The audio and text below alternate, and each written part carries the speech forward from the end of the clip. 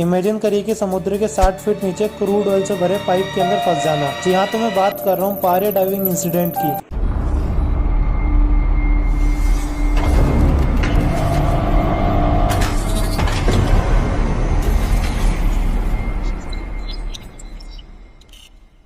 तो बात शुरू होती है 25 फरवरी 2022 को, जब 5 लोग, जिनका नाम इस प्रकार से था, ये 5 लोग पारी नाम की कंपनी के लिए ऑयल पाइप के मेंटेनेंस का काम करते थे, जिसमें उनका काम ये था कि बर्थ 5 से ऑयल को बर्थ 6 तक पहुंचाना। पाइप से हाइड्रोकार्बन बाहर ना, इसलिए पाइप में एयर प्लग भी लगाए गए थे।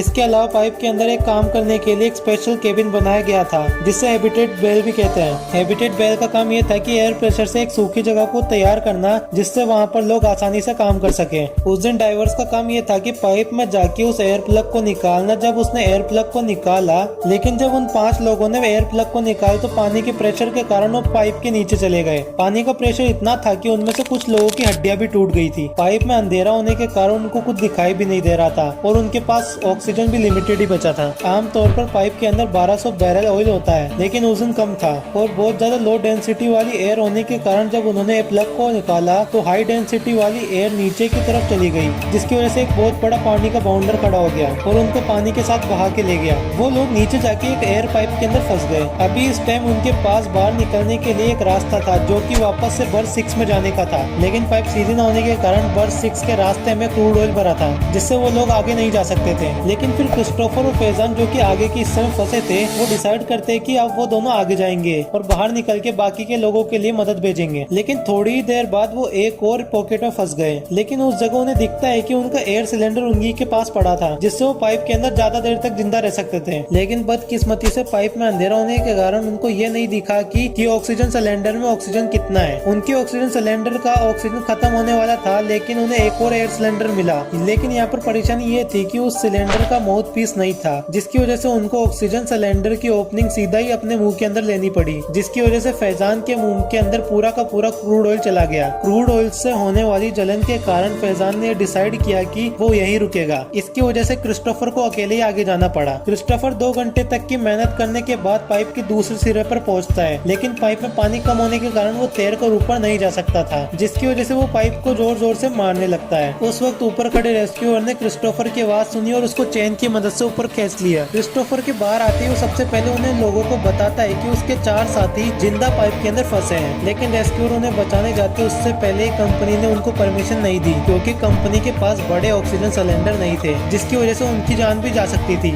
ये बात सुनते ही क्रिस्टोफर खुद अपने दोस्तों को बचाने के लिए जाता है, लेकिन कंपनी ने उसे भी नहीं जाने दिया। 4 लोग हमेशा के लिए उस पाइप में फंस गए और उनकी मौत हो गई।